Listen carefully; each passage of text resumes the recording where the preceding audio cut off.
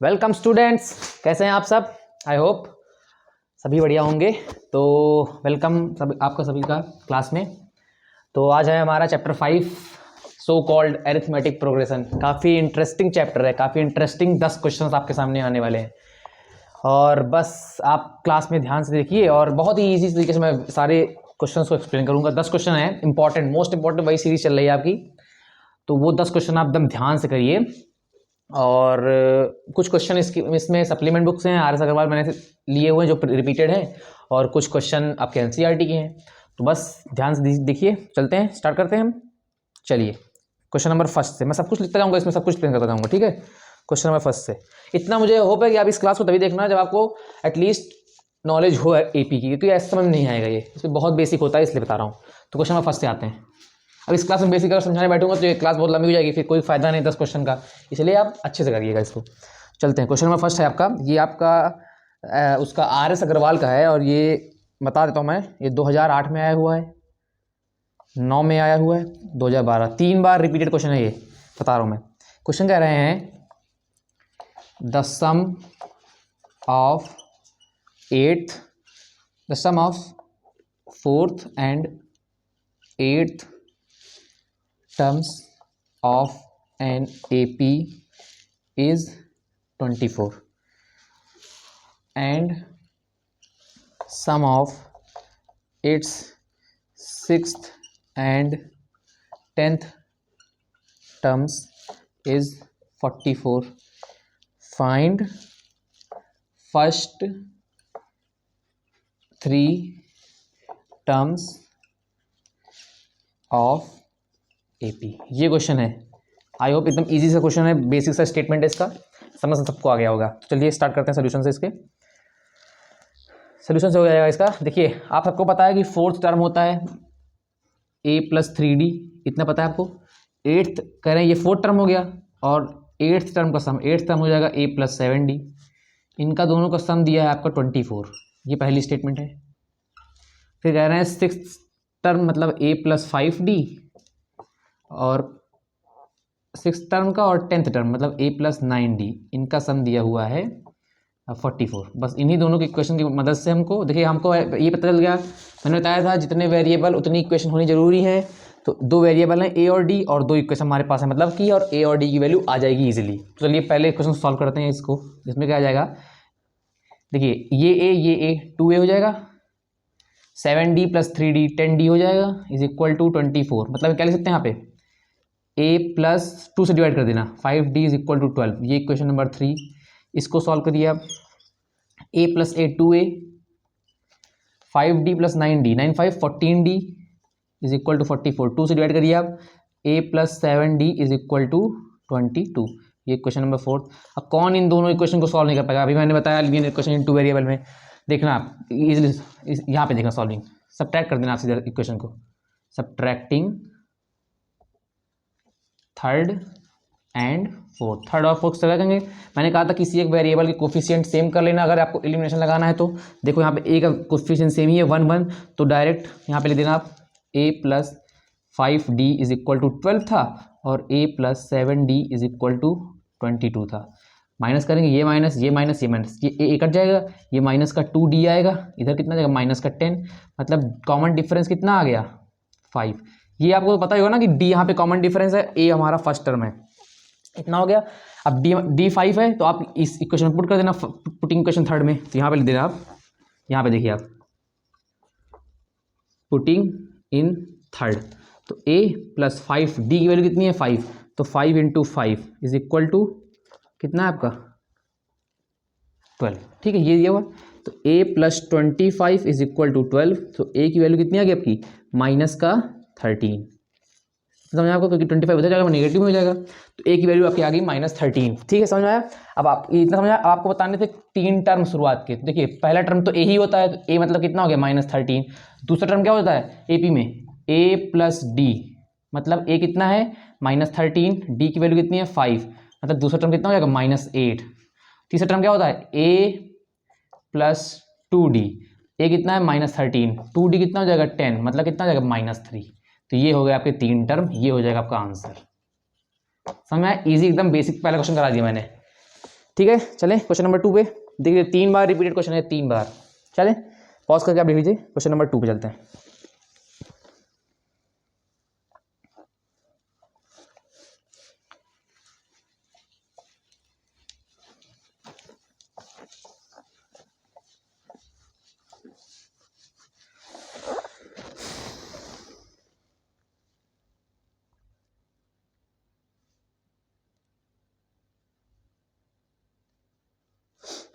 Wait एक second, बता रहा हूँ कौन सा क्वेश्चन है ये।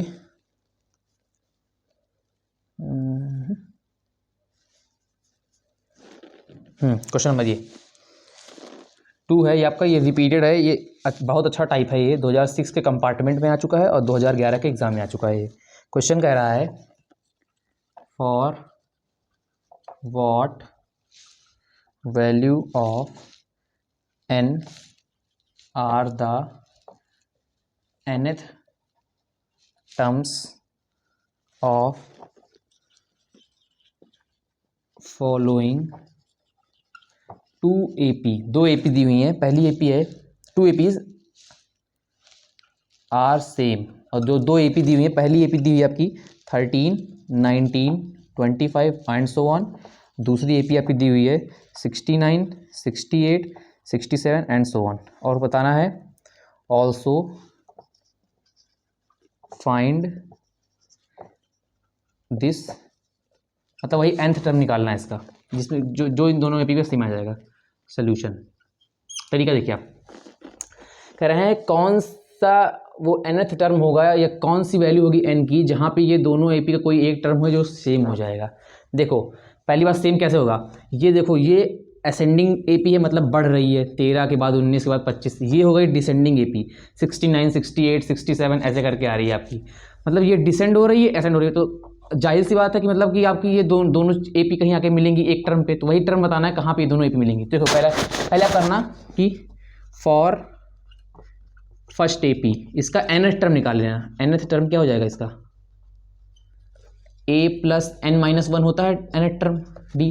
a की वैल्यू कितनी है 13 प्लस n-1, d की वैल्यू कितनी है आपकी, d कैसे निकालते हैं, ये दूसरा टर्म माइनस पहला टर्म, तो 19 माइनस 13 मतलब कितना आ गया 6, तो ये आपका आ जाएगा 13 प्लस 6n-6, मतलब 13 माइनस 6, 7 प्लस 6n, इसका nth टर्म आ गया। ठीक है, ये पहली वाली AP का। Following 2 AP is the same ना। और दूसरा टर्म फॉर सेकेंड AP के लिए निकाल लीजिए आप। सेकेंड AP nth टर्म जो हो जाएगा a plus n-1 into D. इसका a कितना है 69 प्लस n-1 इंटू डी की वैल्यू कितनी जाएगी यहाँ पे, बाद वाले में पहला वाला माइनस कर, मतलब 68 माइनस 69 आएगा इसमें d, मतलब कितना आ जाएगा -1 d आ जाएगा -1। तो ये आपका हो जाएगा 69 माइनस का n प्लस का 1, मतलब ये आ जाएगा कब 70 माइनस n। अब कह रहे हैं दोनों AP के जो nth टर्म है वो सेम है। देखिए क्वेश्चन में लिखा हुआ है कि AP के जो nth टर्म में सेम है, मतलब इसका मतलब क्या हुआ, according to question 7 plus 6n जो है वो इक्वल है 70 माइनस n के। ठीक है, तो इधर आ जाएगा ये n, मतलब कितना हो जाएगा ये 7n हो जाएगा, और वो इधर चला जाएगा तो 63 हो जाएगा, मतलब कि क्या हो जाएगा 9th टर्म जो आएगा दोनों AP में वो सेम आएगा। देखिए अब कैसे बताता हूँ, मैं अभी बताता हूँ। 9th टर्म निकालिए पहले, a plus n, 9th term कैसे निकालते हैं, a प्लस 8d होता है। अब देखो मैं इसको वेरीफाई करके दिखाऊंगा। पहले वाली AP से आप 9th टर्म निकालिए, तो a की वैल्यू है 13 प्लस 8 इंटू डी की वैल्यू 6, मतलब 13 प्लस 8 6 है 48, ये कितना आ जाएगा आपका 8 3 11 की 1 करीबन 4 5 60 बनाएगा। और इस वाली AP से आप 9th टर्म निकालिए, इस वाली AP से, दूसरी वाली से, तो इसका भी हो जाएगा a प्लस 8d, मतलब 69 प्लस 8 इंटू डी की वैल्यू क्या है -1 है, -1, मतलब 69 माइनस 8, मतलब कितना आ गया 61, मतलब दोनों AP से देखो 61 आ गया ना, मतलब कि इस AP में जो 61 टर्म होगा इसमें भी 61 यहाँ आएगा, दोनों AP में सेम होगा, मतलब कौन सा टर्म है वो 9th टर्म है। और जो टर्म निकालना था वो ये क्वेश्चन था ना अगला, आल्सो फाइंड दिस टर्म, वो टर्म कितना आएगा 61, एक आंसर हो जाएगा 9, एक आ जाएगा 61, कंप्लीट, ईजी एकदम। चलें क्वेश्चन नंबर 3 की तरफ। चलिए बहुत इंपॉर्टेंट क्वेश्चन है जो होने जा रहा है आपका, बहुत बार रिपीट हुआ है क्वेश्चन, बहुत बार, ऐसे क्वेश्चन बहुत बार रिपीट होते हैं। अभी 2 क्वेश्चन आगे और आएंगे जो आपके NCERT में भी वो भी बहुत रिपीट होते हैं। देखिए बस आप तरीका देख लीजिए, वो कंसेप्ट क्लियर आ जाएगा तो आपका बस कोई दिक्कत नहीं है उसके बाद। क्वेश्चन नंबर 3 देखिए, ये 2004 के कंपार्टमेंट में आया हुआ है और 2008 के एग्जाम में आया हुआ है। कह रहे हैं if m times the mth term of AP is equal to n times the nth term, ठीक। एंड ये दिया हुआ है कि m इक्वल टू n नहीं है, सो करना है आपको, उसमें प्रूव करना है, so that m plus nth term is 0, ये आपको प्रूव करना है, ठीक है। प्रूफ देखते हैं इसका, बढ़िया क्वेश्चन है और ये इंपॉर्टेंट बहुत है। पहली बात तो चलिए सोल्यूशन देखते हैं, बहुत इजीली समझाऊंगा मैं, बेसिक टू बेसिक हर एक लाइन समझाऊंगा आपको। देखो पहले आप पहली कंडीशन देखिए, कह रहे हैं m times the mth term, m times mth term क्या होता है a प्लस, ऐसे nth टर्म होता है a plus n minus 1 into d, तो mth टर्म क्या हो जाएगा, जहाँ n है वहाँ m रख देना आप, ठीक है। तो a plus m minus 1 into D, और इससे कह रहे हैं m टाइम्स है, ये इक्वल है n times the nth term, मतलब n टाइम्स nth टर्म क्या हो जाएगा आपका a plus n minus 1 into D, ये हो गया आपका, ये क्वेश्चन में दिया, बस यहीं से आंसर आ जाएगा, ठीक है। देखो m हो जाएगा, पढ़ा रहने दिए आप, a पढ़ा रहने दिए, इधर मल्टीप्लाई कराइए, m d minus d is equal to n हो जाएगा a n d minus d, ठीक है। तो अंदर मल्टीप्लाई कराइए, तो a m plus M square D minus का एम डी, तो मैं आपको बस m से मल्टीप्लाई करा दिया, अंदर इधर n से करा दीजिए, A N plus N square D minus N D, ठीक है, समझा आपको। अब क्या करना है आपको, ए वाला सब एक टर्म सब इधर जितना है उधर आप इधर ले आइए इधर, ठीक है।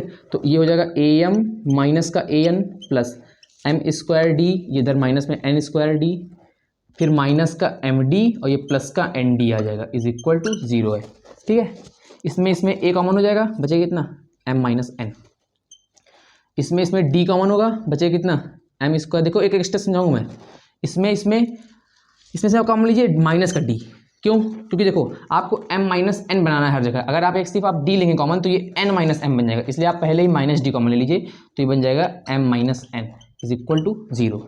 अभी देखो ये m square minus n square है, a square minus b square क्या होता है, a plus b a minus b, इसको हम डायरेक्ट लिख दें यहाँ पे कट करके, ये m square minus n square था, मतलब ये m प्लस एन हो गया और m माइनस एन। अब तीनों में कॉमन क्या है, m माइनस एन कॉमन है, m माइनस एन कॉमन, एक ब्रैकेट में हो जाएगा, बचेगा क्या a plus d times m plus n और ये माइनस का d, इतना बचा, इक्वल टू 0।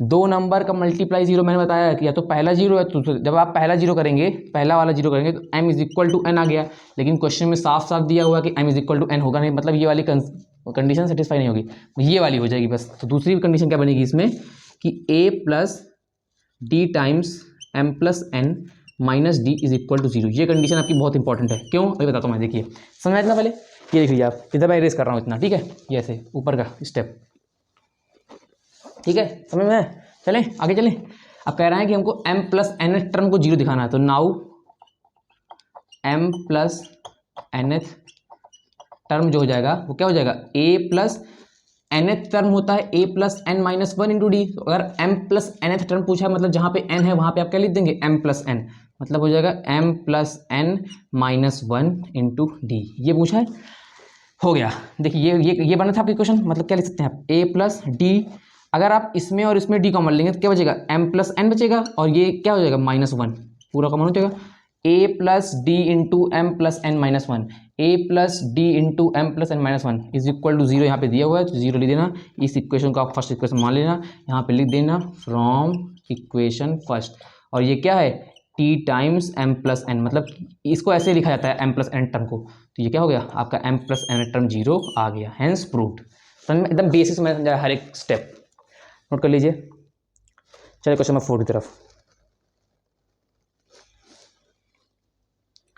ये वाला क्वेश्चन मैं आपको अभी मैंने जो इससे पहले क्वेश्चन नंबर 2 कराया वैसा ही है, ये भी रिपीट है 2008 और 17 में, इसलिए मैं इसको आपको होमवर्क दे रहा हूँ, ये आप करना, जो भी आंसर आया कमेंट सेक्शन में बता देना, मैं चेक कर लूँगा, ना आए आप वो भी बता देना, वो भी अगले क्लास में रिकन्सिडर हो जाएगा वो। चलें क्वेश्चन नंबर 4 था ये आपका, वही क्वेश्चन है, कह रहे हैं कि दो एपी हैं, पहली एपी जो है हमारी, पहली एपी है 63, 65, 67 एंड सो ऑन।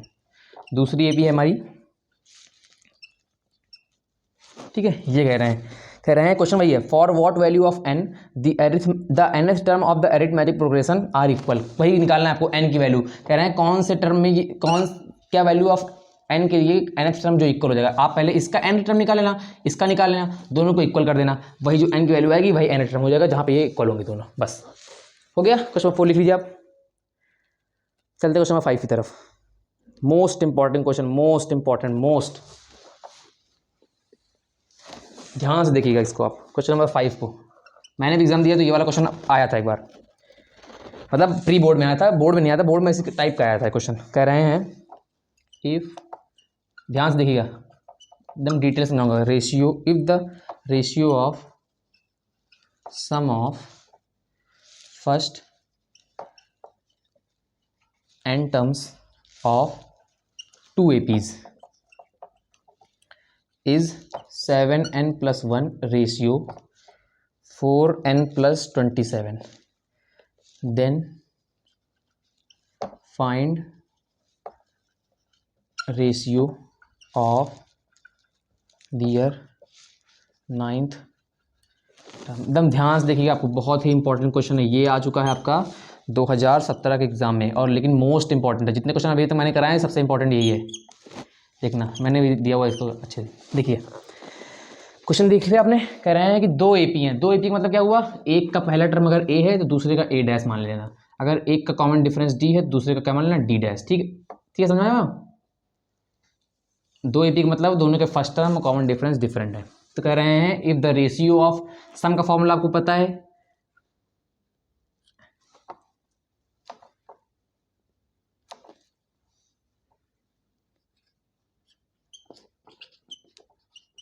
ठीक है, भूल गया मैं, सम फॉर्मूला आपको पता ही है, एग्जैक्टली यही होता है। सॉरी ये 2 है, ठीक है ये होता है, भूल गया था। ये सम का फॉर्मूला पता है, यही आपको, इसी को आपको रेशियो में दिखाना है, ठीक है, ये आपको रेशियो में दिखाना है। देखना, if the ratio of sum of first n terms of 2 AP, 2 AP मतलब क्या हो गया, देखो पहली AP, दोनों में n टर्म पहली बात तो पहली AP मैंने पहला टर्म क्या मान लिया a plus n-1 into D. दूसरी एपी में क्या होता है, टर्म तो n ही है लेकिन फर्स्ट टर्म क्या होगा, डिफरेंट, ए डैश कर लेना, प्लस का n-1 into common difference D dash. 2 AP के जो फर्स्ट n टर्म का सम दिया वो दिया है 7n + 1 रेशियो 4n + 27, ये दिया हुआ है आपको क्वेश्चन में, ठीक है। अब आपको यहाँ से इधर पहुँचना है। देखना पहले तो n/2 कैंसिल हो जाएगा, कोई मतलब ही नहीं उसका। अब क्या बचेगा ऊपर, 2a + n-1 into d upon 2a dash plus n-1 into d dash is equal to 7n + 1 upon 4n + 27।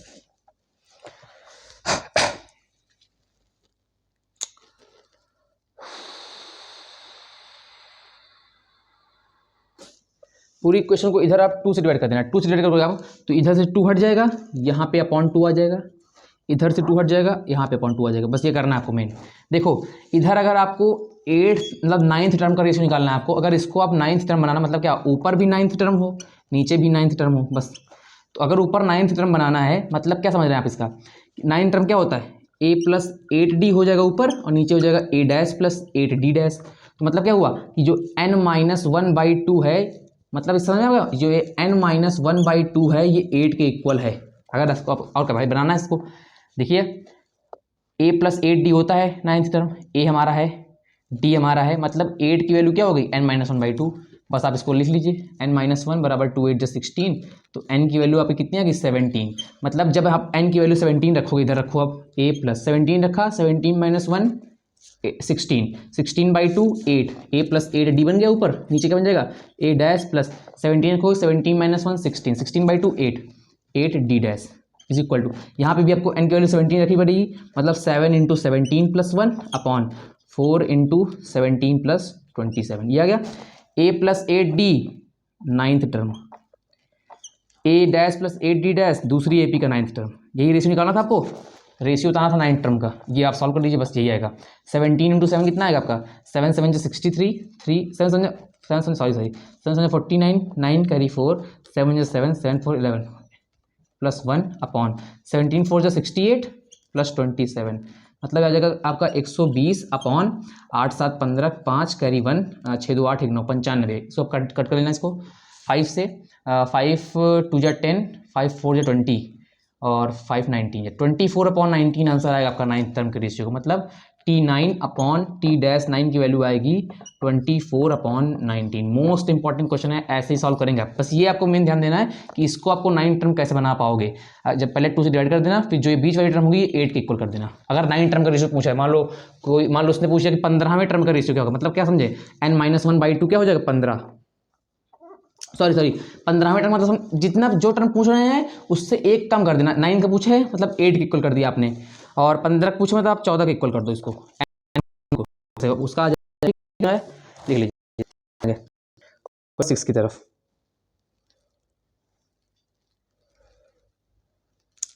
ये भी 2 बार रिपीट हुआ है 2009 में और 12 में। सारे रिपीट क्वेश्चन करा रहा हूँ मैं, सारे इंपॉर्टेंट है, हर एक टाइप का एक क्वेश्चन रहेगा, उससे रिलेटेड कोई क्वेश्चन आएगा आपका हो जाएगा एग्जाम में। क्वेश्चन नंबर 6 ये आया है आपका 2009 में और 12 में। कह रहे हैं find sum of all 3 digit natural number which, ऐसे टाइप का भी क्वेश्चन आता है, मल्टीपल्स ऑफ 11। ठीक है, सोल्यूशन देखिए आपको इसका, अच्छा क्वेश्चन है। कह रहे हैं उन सभी 3 डिजिट नेचुरल नंबर का सम बताओ जो कि 11 से डिविजिबल है। तो पहला 3 डिजिट का नंबर कौन सा होगा जो 11 से डिविजिबल होगा। देखो सबसे छोटा 3 डिजिट नंबर क्या होता है, 100 होता है, सबसे छोटा 3 डिजिट नंबर। इसको पहले आप 11 से डिवाइड कर लो, ठीक है, निकालने के लिए पहला टर्म कौन सा होगा, 11 से डिवाइड कर आप तो कितना आएगा, 11 9 या 99, मतलब क्या बचा, 1 बचा। ठीक है, 110, पहला टर्म क्या हो जाएगा आपका, डायरेक्ट 110।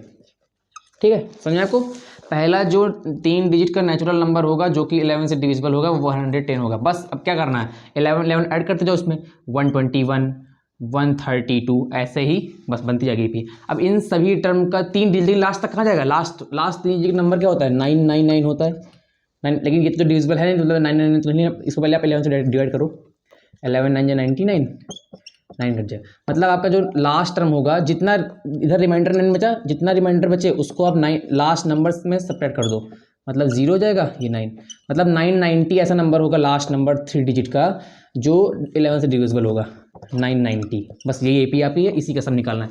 सब निकाल लेंगे, पहले क्या निकालना पड़ेगा, पहले आपको कितने टर्म है बीच में वो निकालने पड़ेंगे। टर्म निकालने का क्या होगा, ये nth टर्म है, 990 जो है वो हमारा nth टर्म, nth टर्म क्या होता है, a plus n-1 into D. 990 है, ए की वैल्यू कितनी है 110, प्लस एन की वैल्यू निकालनी है, डी की वैल्यू कितनी है 11 है, सेपरेट कीजिए आप इधर, 00880 is equal to n-1 into 11 से डिवाइड करिए आप, 80 इज इक्वल टू n-1, मतलब 81 टर्म्स हैं टोटल, ये टोटल जो टर्म्स हैं ये 81 है। ठीक है, समय इतना हो गया, बस आप सम निकाल लीजिए। नाउ यहाँ पे लिख देना, नाउ सम का फॉर्मूला आपको सबको पता ही है, n/2 2a plus n-1 into d. N की वैल्यू कितनी है 81, 81/2 कर दो, 2a की वैल्यू कितनी है 110, प्लस n की वैल्यू कितनी है 81, 81 और -1 मतलब 80 बचेगा, और d की वैल्यू कितनी है 11। इसको सॉल्व कर लीजिए आप, 81/2 220 प्लस 880, ठीक है, मतलब 81/2, ये आप ऐड करेंगे 0 8 2 10, 0 करीबन 1100 आएगा। अब 2 से आप इसको डिवाइड करेंगे तो ये आ जाएगा 5 और 50, बस आप इसको मल्टीप्लाई करा दीजिए 81 इंटू 550 को, जो आंसर आएगा वही होगा सारे नंबर का सम, कंप्लीट आंसर। ठीक है, बस मैंने कंसेप्ट बता दिया, अब आप कैलकुलेशन आपको करनी है। ठीक है, चलें क्वेश्चन नंबर 7 की तरफ। ये भी अच्छा रहेगा, ये भी 3 बार रिपीट हुआ 2012 14 17 में। चलते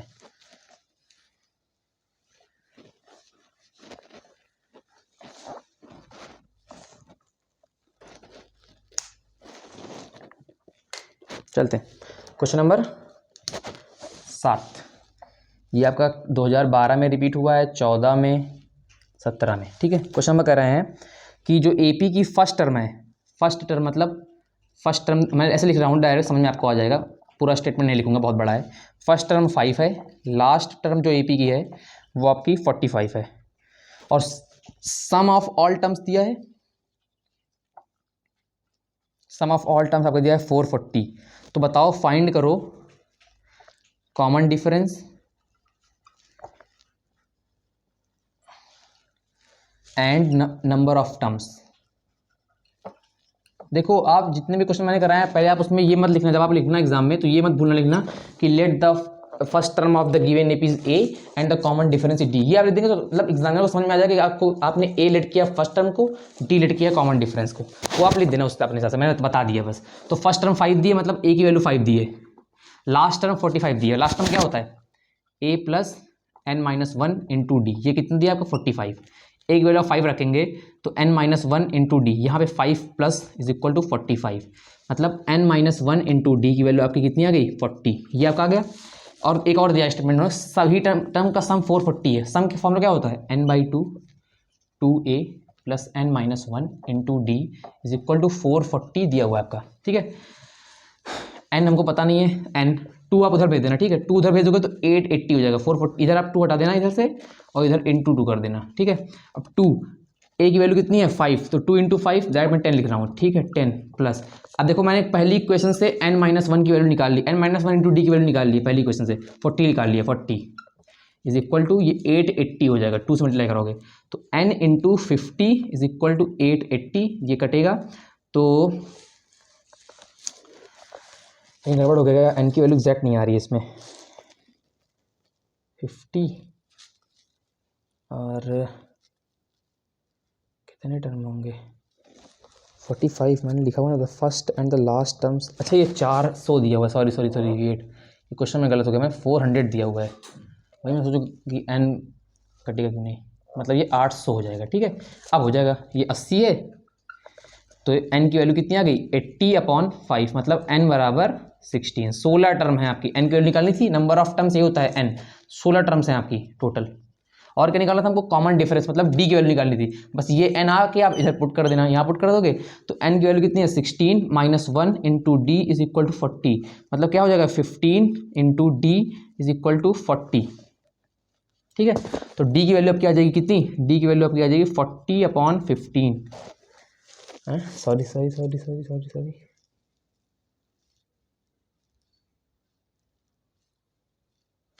एक मिनट रुक जाना, डी आर उसमें आएगा 5 8 जा 40 और 5 3 जा 15, 8/3 आएगा कॉमन डिफरेंस। हाँ ठीक है, सही है, ऐसे यही आएगा, डी जो आपका आ जाएगा वो 8/3 आ जाएगा। ठीक है, सही है, कंप्लीट। डी की वैल्यू ये हो गई और नंबर ऑफ टर्म कितने होंगे 16, नोट कर लीजिए। क्वेश्चन नंबर 8 की तरफ चलते हैं। ये क्वेश्चन जो आपके वो इस अब आने लगा है 2-3 साल से एग्जाम में, जो पैराग्राफ वाले क्वेश्चन उसके लिए इंपॉर्टेंट है ये क्वेश्चन नंबर 8, पैराग्राफ वाले क्वेश्चन नंबर के लिए। ठीक है, ये इस टाइप का मैं करा दे रहा हूँ एक क्वेश्चन, सारे इंपॉर्टेंट है, आप देख लीजिए, आपकी जैसे भी एग्जाम में क्वेश्चन बनेंगे वैसे के लिए इंपॉर्टेंट है ये क्वेश्चन नंबर 8, एनसीईआरटी का है। क्वेश्चन पढ़ दे रहा हूँ, a manufacturer of TV sets produced 600 sets in the third year and 100 sets in the seventh year, assuming that the production increases uniformly by a fixed number every year। कह रहे हैं कि एक मैन्युफैक्चरर है TV का, कोई एक बनाती कंपनी टीवी, उसका मैन्युफैक्चरर है, वो प्रोड्यूस करती है 600 sets in third year and 100 sets in seventh year. तो बताना है 3 क्वेश्चन इसमें है, फाइंड करना है। पहला क्वेश्चन है प्रोडक्शन इन फर्स्ट ईयर, दूसरा क्वेश्चन है प्रोडक्शन इन 10th ईयर, तीसरा क्वेश्चन है इसका टोटल प्रोडक्शन इन 7 ईयर्स। मतलब समझ आप 7 मतलब समझ ये 7 टर्म तक है सिर्फ एपी, 7 ही टर्म इसमें है। सोल्यूशन देखिए आप इसका, देखिए क्वेश्चन में दिया हुआ है कि produced 600 sets in the third year, मतलब जो थर्ड टर्म है इसका, ये थर्ड टर्म ये 600 है, और कह रहे हैं 100 सेट सेवन्थ ईयर में किए, मतलब 7वां टर्म इसका है 100। मतलब क्या हुआ, डिमोशन हो रहा है इनकी कंपनी का, तीसरे में 600, फिर से डिमोशन कर रहा है, 100 पे आ गए ये, ठीक है। तो A3 600 दिया है, मतलब A प्लस 2D तीसरा टर्म है 600, और A प्लस 6D ये कितना है 100। दोनों क्वेश्चन को सॉल्व कर लोगे, इजीली सॉल्व कर लोगे, दोनों क्वेश्चन को सब्ट्रैक्ट कर दो, तो A और A कट जाएगा, 6D में 2D कटेगा, 4D आ जाएगा, और 100 में 600 कटेगा, तो ये माइनस का 500 आ जाएगा। मतलब कॉमन डिफरेंस क्या हो गया, देखो अगर कॉमन डिफरेंस निगेटिव आता है मतलब वो decreasing DP, descending DP AP होती है। तो 4 की वैल्यू कटोगे, 4 1 जा 4, 4 2 जा 8, 4 5 जा 125 अगर D की वैल्यू, ठीक है। अब D की वैल्यू 125 पूछ रहा है, पहला क्वेश्चन पूछ रहा है production in first year. First year मतलब क्या हुआ, A की वैल्यू निकालनी है, तो A की वैल्यू पहले ईयर मतलब A1 की वैल्यू, तो पहले ईयर प्रोडक्शन कितना हुआ, आप ये D की वैल्यू इसमें पुट कर देना, जाके इस वाली क्वेश्चन में पुट करोगे इधर जाके, तो A plus 2 into minus 125 is equal to 600 है, मतलब A माइनस ये 125 इंटू 2 कितना हो जाएगा 250 इज इक्वल टू 600, मतलब A इज इक्वल टू कितना आ जाएगा आपका 0, और 10 में 5 गए 5, और इधर बचेगा 1, वो 5 में 2 गए 3, 350 T पहले साल प्रोडक्शन हुआ, ठीक। पहला क्वेश्चन है ये। फिर दूसरा, अब आप कर लेना दोनों, क्यों इजी है, 10th ईयर के लिए निकालने के लिए क्या कर देंगे आप, A प्लस 9D, A की वैल्यू पता है आपको, D की वैल्यू पता है, फिर टोटल प्रोडक्शन 7 ईयर में क्या हो जाएगा आपका, सम निकालना है इसमें 700 साल का, मतलब आप लगा देना 700 साल का मतलब 7/2 2A plus 7 minus 1 into D, बस A की वैल्यू पता है, D की वैल्यू पता है, आप निकाल लेना वो, ठीक है। पहले मैंने करा दिया, बस बेसिक मैंने बता दिया, आप कर लीजिए आगे।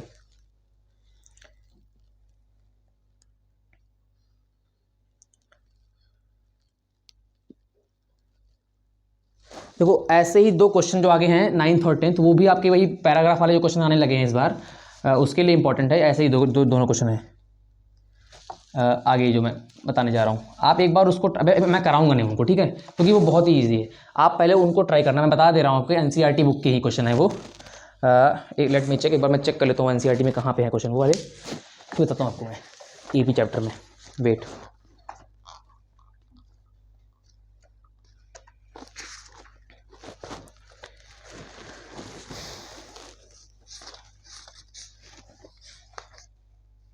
AP 93 page number 93।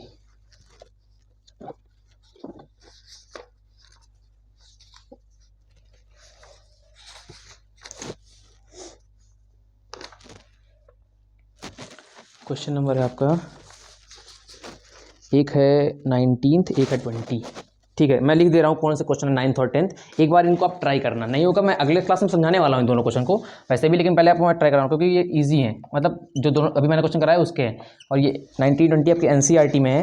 Exercise number 5.3, exercise number 5.3, ये क्वेश्चन 9th और 10th है जो बच्चे आज के 9th और 10th, क्वेश्चन नंबर 19 और 20 दो क्वेश्चन है आपको सॉल्व करने हैं, और ये दोनों इंपॉर्टेंट है, ठीक है, ये दोनों क्वेश्चन आपके इंपॉर्टेंट है, आप इनको दोनों को सॉल्व करो, ये NCERT का, ठीक है। इन दोनों को आप सॉल्व करना, और जैसा भी हो आप मुझे कमेंट सेक्शन में बताना, और वैसे भी मैं नेक्स्ट क्लास में दोनों को सॉल्व करने वाला हूँ, क्यों, क्योंकि इंपॉर्टेंट भी है, और जो आपके वो नया सेट आया हुआ है मतलब एग्जाम के जैसे आने लगा है पैराग्राफ वाले क्वेश्चन, उनके लिए इंपॉर्टेंट है ये, तो आप इन दोनों को ट्राई करना, ईजी है, हो जाएगा, क्योंकि कंसेप्ट है आप क्लियर ही है वो। तो चलते हैं, तब तक के लिए आप पढ़ते रहिए, और जो ये दोनों होमवर्क ट्राई करना, और जो मैंने 8 और बताए हैं उनको भी ट्राई करना आप, और बस आपका नेक्स्ट चैप्टर जो भी होगा वो स्टार्ट करेंगे हम इंपॉर्टेंट क्लास के साथ। चलते हैं, तब तक के लिए आप पढ़ाई करते रहिए, till then take care, thank you.